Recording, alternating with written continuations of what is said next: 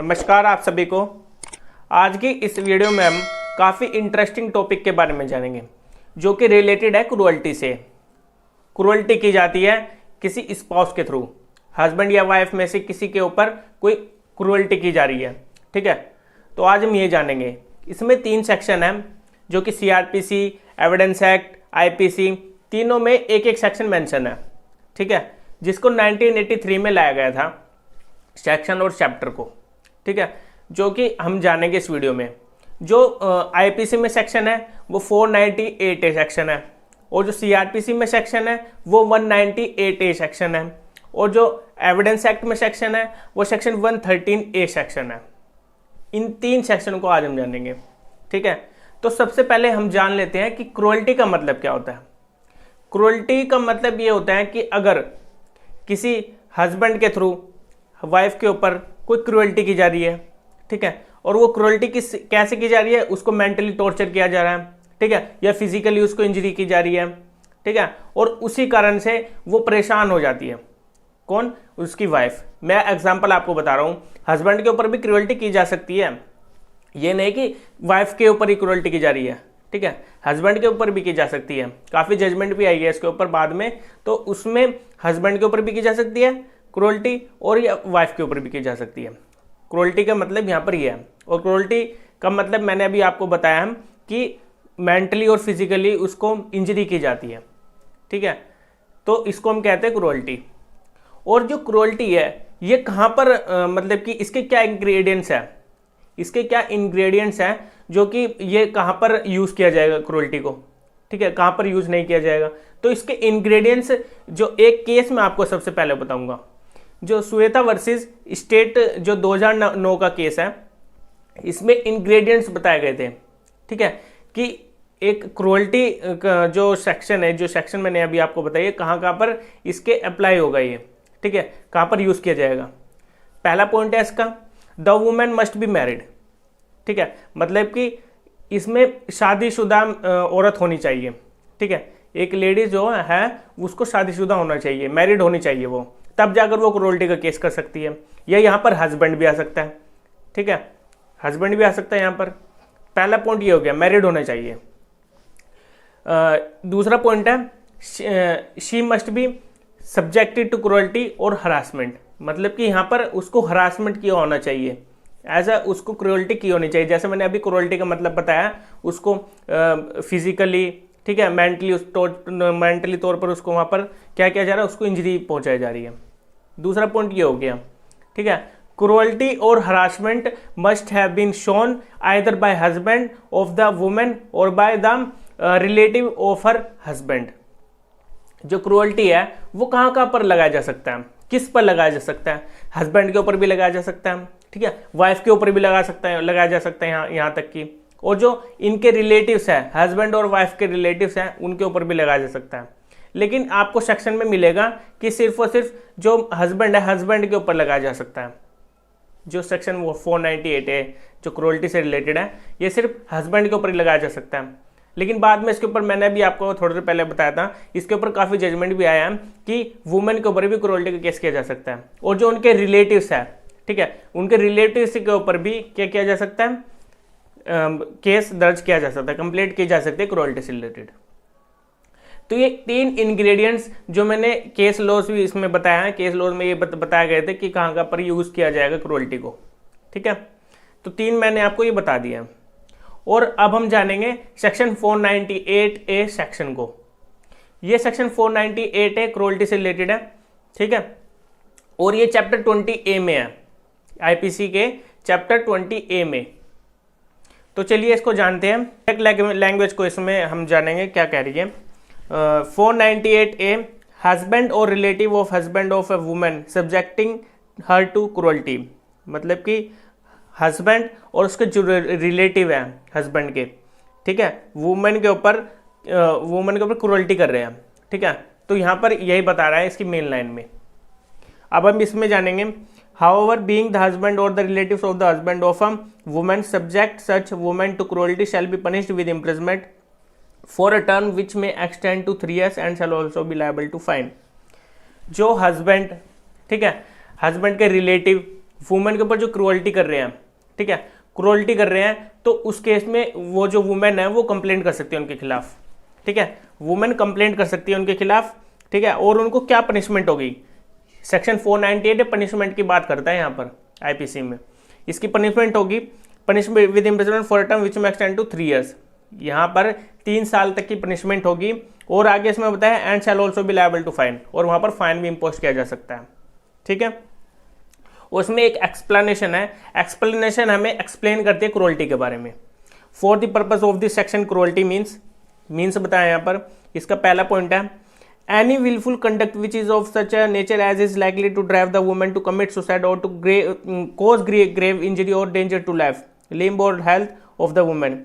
यहाँ पर यह बता रहे हैं कि जो वुमेन है, वुमेन के ऊपर एक किस्म से फिजिकली मेंटली तौर पर उसको टॉर्चर किया जा रहा है, ठीक है, उसको इंजरी पहुंचाई जा रही है जिससे उसकी डेथ भी हो सकती है, वो सुसाइड भी कमिट कर सकती है, ठीक है। यहाँ पर यही बताया गया है पहले एक्सप्लेनेशन में, ठीक है। उसको हरास किया जा रहा है मेंटली और फिजिकल तौर पर, ब्रैकेट में आपको दिख रहा होगा मेंटली और फिजिकल तौर पर वुमेन को वहां पर हरास किया जा रहा है, ठीक है। लिम्ब और हेल्थ, उसकी जो हेल्थ है उसके ऊपर भी असर पड़ रहा है, और उसकी डेंजर टू लाइफ, मतलब कि उसकी लाइफ को काफ़ी खतरा भी हो जाता है वहाँ पर, जैसे ये टॉर्चर कर रहे हैं। इसके अंदर एक केस है, इस केस का नाम है Amarjeet Singh versus state of Punjab 1939, ठीक है। ये केस था।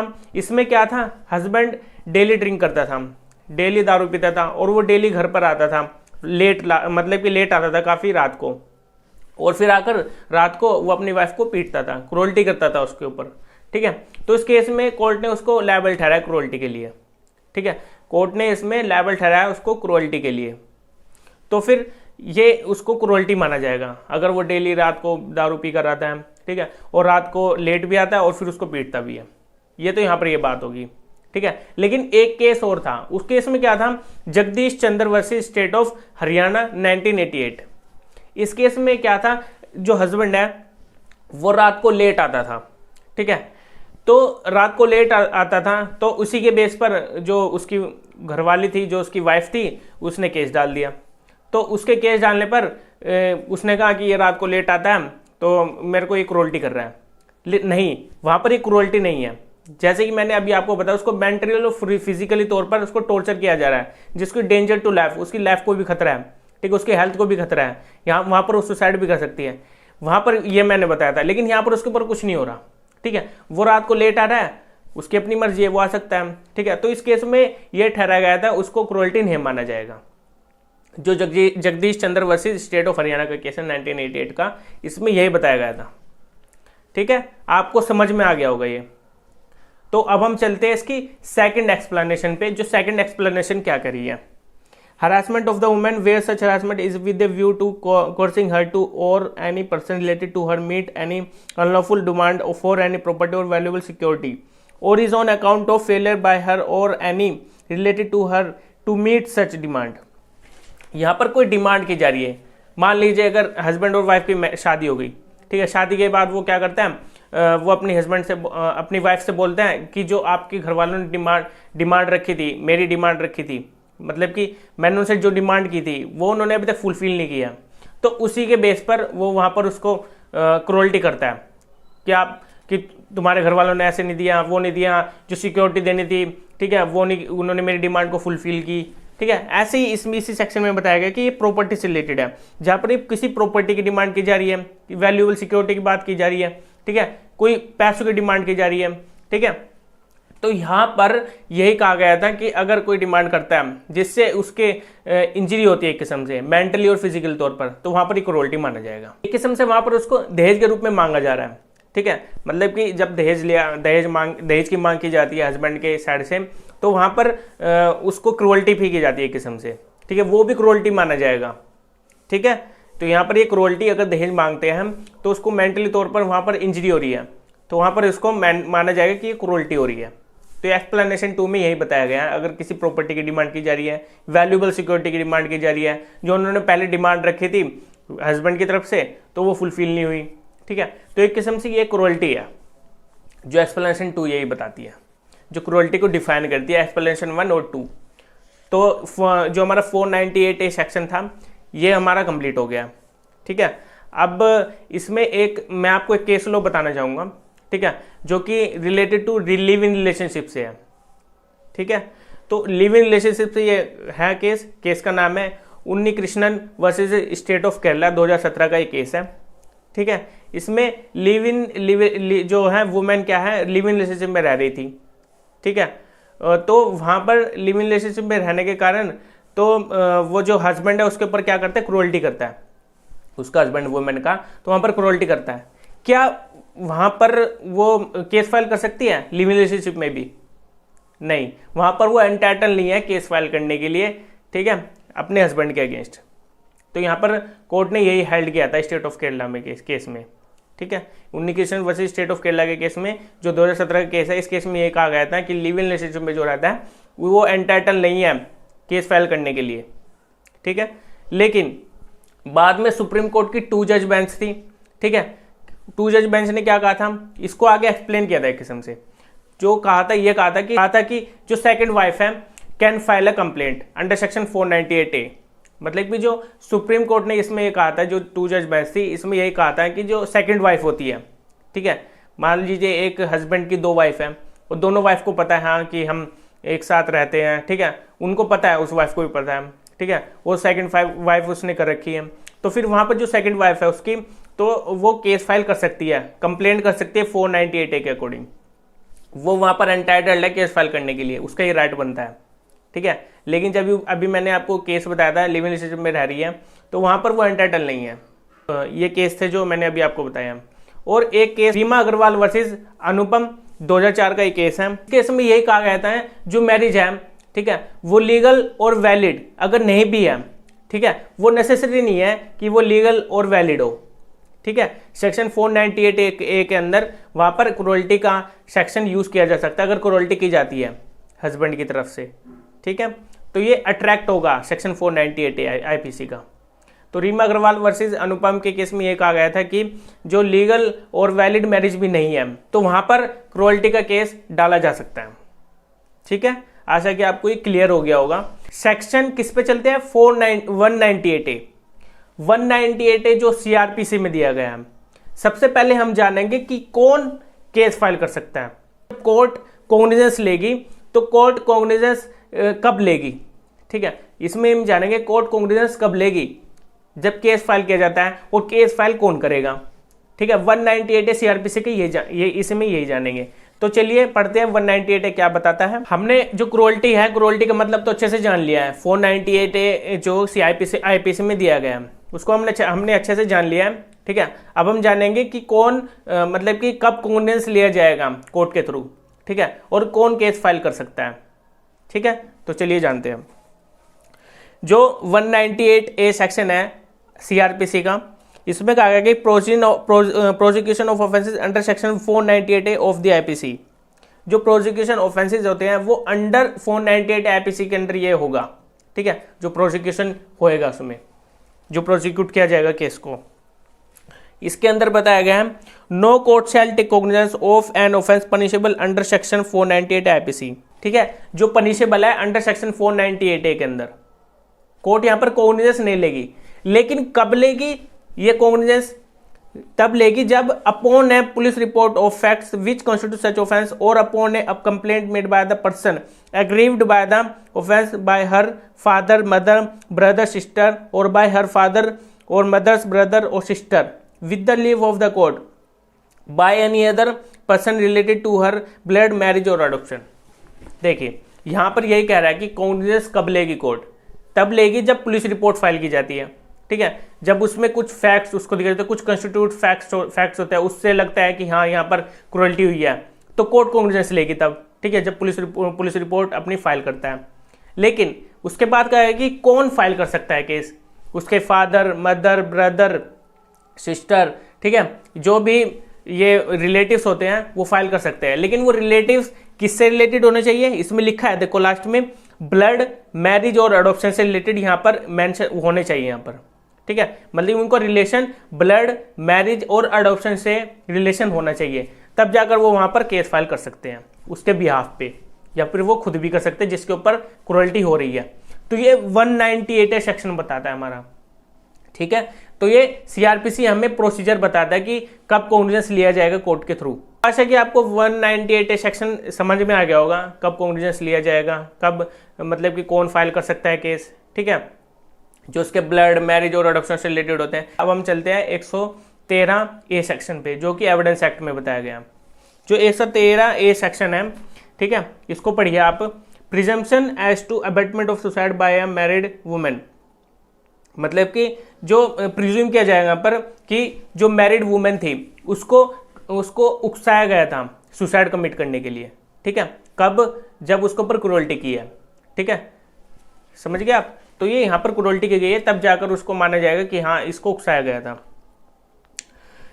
इसमें पढ़ते क्या कहता है, when the question is whether the commission of suicide by woman had been abetted by her husband और any relative of her husband and is shown that she has committed suicide within a period of 7 years from the date of her marriage and that her husband or such relative of her husband had subjected her to cruelty, the court may presume, having regard to all the other circumstances of the case, that such suicide had been abetted by her husband or by such relative of her husband।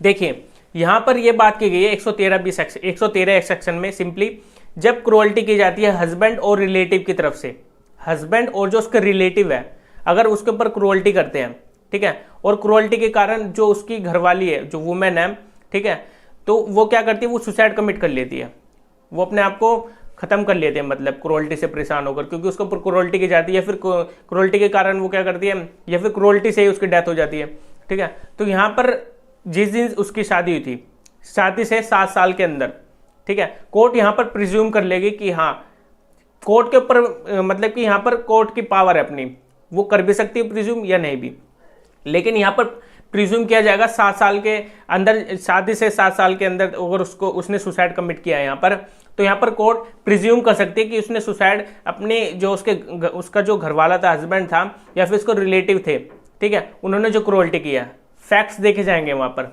उन्हीं facts के according वहाँ पर court चलेगी, ठीक है। तो वहाँ पर उसके ऊपर क्रूअल्टी का केस बनेगा, ठीक है।